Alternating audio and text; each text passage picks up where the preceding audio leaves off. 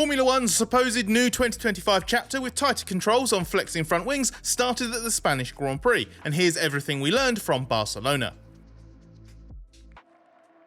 Red Bull had publicly and privately softened its narrative about the impact of tougher tests on front wing flexing in Spain, but it was still hopeful this would peg back McLaren, while Ferrari was talking of it as a game changer.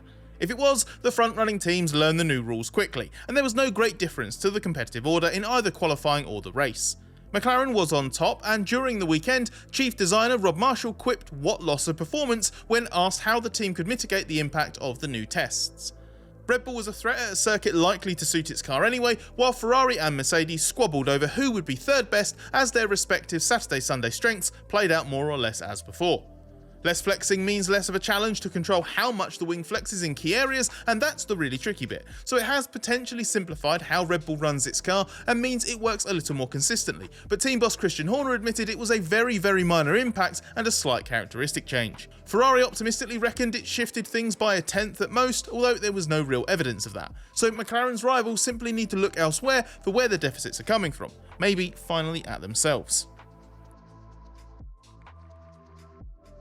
Max Verstappen continues to exhibit a short fuse in situations where things rapidly fall out of his or Red Bull's control, which ended in another clash with George Russell.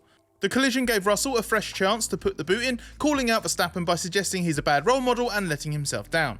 Initially, Verstappen was unrepentant but didn't say much other than calling it a misjudgment. On Monday though, he admitted he was in the wrong, a rare step considering Verstappen usually stands by his moves, however aggressive or controversial. Perhaps motivated by some suggestions it had been deliberate, including from Russell, Verstappen posted on social media it was not right and shouldn't have happened. That should draw a line under the matter, but Verstappen's bigger issue is he's now on the brink of a one-race ban, which looks a real threat. He will be one licence penalty point away from that for the next two events, and then 3 penalty points from a suspension from the start of July until the end of October. Bolting on a set of brand new softs for a safety car restart and Verstappen's penalty helped Nico Hülkenberg to an unexpected 5th in what had previously been F1's worst car. But while circumstances and opportunism contributed, this was a genuinely strong weekend for Sauber, which has jumped from the bottom of the championship table to 8th in one go. Even if nobody retired from the race, Hülkenberg would have finished 9th fair and square thanks to good pace, a well-executed strategy, and perhaps a little good fortune at the start when he jumped from 15th to 11th assisted by a trip through the runoff. More gains on track and strategically showed that the Sauber C45, on average the slowest car this season that only occasionally broke into Q2 prior to Barcelona, has made a genuine step. Hülkenberg reckoned other teams were impacted more by the flexi-wing clampdown, so that suggests it could well have been a factor, but he felt it was primarily down to the introduction of an upgrade package including a new floor, engine cover and front wing, worth potentially 0.3 of a second. Sauber has more upgrades to come and now has a car that can score points on merit, although overtaking a Ferrari, as Hülkenberg did in the closing stages when he passed Lewis Hamilton, is still some way off being a regular occurrence. Yuki Tsunoda's weekend can only be described as terrible. He qualified last in a car that was third fastest in Verstappen's hands, then laboured to 13th place in the race. The RB21 is a difficult car to get the best out of, and Tsunoda was also running the old specification floor as a result of his Imola crash at the start of the triple header, but the floor only explained around 1/10 of the almost 6/10 deficit to Verstappen in Q1. What surprised Tsunoda was that he felt he was getting the most out of the car despite what he described as the core problem of sliding on both axles. There's a bit of a disconnect between what Tsunoda's trying to do in the car, emulating the driving style of Verstappen, and what Red Bull wants him to do by focusing on accepting a lower performance ceiling that's more easily accessible. Tsunoda has now contested 7 races and a sprint since his sudden promotion to Red Bull and has scored just 7 points. With Red Bull also surprised by his Barcelona struggles, there are inevitably question marks over his future, given Isack Hadjar's strong form for racing bulls continued with an outstanding drive to 7th place.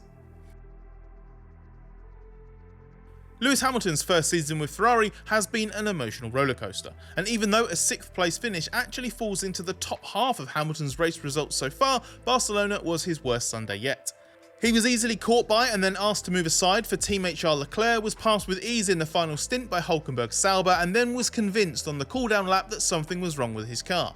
After the race, Hamilton said it was the worst one for car balance so far, that there were 0 positives, and made it clear he just wanted to go home.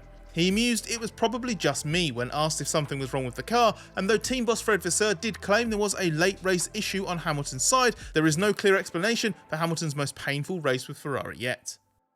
Time is running out to get 75% off a membership with us with our latest special offer on Patreon. It's a great time to check out the Race Members Club, including bonus podcasts and videos, exclusive behind the scenes insights, the chance to ask questions for our shows, community groups where you can chat with us and like-minded fans, and you get all of our regular podcasts and YouTube videos ad-free. This special promotion ends on June the 4th, so hurry if you want to become the ultimate insider. Just head to Patreon via the link we've posted below and enter the code RACE75 at checkout to claim this limited time offer. Fernando Alonso finally scored his first points of the season in Spain, but the big revelation at Aston Martin was the news that Lance Stroll has been suffering discomfort in his right hand and wrist for the last 6 weeks. That prompted his withdrawal ahead of the Barcelona race so he can undergo a procedure to address this problem. There was some confusion and paddock rumour around the circumstances of Stroll's withdrawal, although his medical condition was accepted by the stewards and verified by follow-up checks. What is still unclear is why it's taken so long for this issue to come to light or be addressed, given it's said to be related to the pre-season injury Stroll suffered in 2023 when he somehow recovered from wrist surgery within a fortnight to be able to race in that year's season opener. And Aston Martin isn't offering a time frame for recovery on this occasion, so whether Stroll will be back in the car immediately, when it's likely he'll be racing pain-free, and when he can be back to his best are further unknowns. We already knew the 2025 Williams harboured a lingering weakness that has been in the DNA of its ground effect car since 2022, but until Spain we didn't realise how bad its problem with longer corners where brake and steering lock are applied together still is, or perhaps more appropriately, how costly it could still be in the F1 midfield. With that issue being badly exposed at Barcelona, particularly at turn 4 and turn 12, and the field being extremely condensed, for the first time this year Williams spent a Grand Prix weekend looking thoroughly average. At one stage, a double Q1 elimination looked extremely possible, and Carlos Sainz did indeed get knocked out at the first stage, although Alex Albon overachieved by almost getting into Q3. In the race, everything fell apart early on when both drivers picked up front wing damage in separate incidents and only lasted a few laps before needing a change. That put them on a hiding to nothing, but the underlying issue was a clear lack of pace for the first time this year. After a race where F1 teams had been trying their hardest to turn all Grand Prix into one-stoppers, Spain was refreshing in throwing up what was effectively a 2 versus 3 stop battle. And that put things on a knife edge for a bit as the momentum between Verstappen and the McLaren duo swung backwards and forwards over much of the race before things fell apart for Red Bull after the late safety car. The trigger for opening up strategy was twofold. One aspect was the mixture of high-speed corners and a very rough track surface that pushed tyres to the limit. But another was that the hard tyre, which as the most conservative option should be the default to allow drivers to eke out the one stop, was simply too slow as it suffered a major lack of grip. This is exactly what Pirelli hopes will help in Belgium this year, when it has elected to introduce a step in its compound choices, bringing the C4, C3 and C1 rather than the C2 to encourage teams to be more aggressive on the softer compounds and gun for extra stops. The Spanish Grand Prix will continue as a back-to-back with Monaco for at least one more year, but with its contract up and a new race in Madrid starting next season, Barcelona's long-term future has been a question mark for a while. The chances of Spain hosting 2 regular races appear to be very slim in the long term, especially as talks advance with Thailand for it to be added to the schedule over the next few years. There are downsides to Barcelona, with infrastructure still lagging behind other F1 venues and overtaking being a challenge. But the layout remains one of the toughest on the cars, which drivers seem to like, and the way it uses tyres can make races tense. Plus, the crowds remain strong and it still has some strong allies in the paddock. Having signed Fernando Alonso as an ambassador, Barcelona has a political heavyweight who will do all he can to make sure F1's chiefs are well aware of the upsides of keeping this venue. And there is another factor to consider.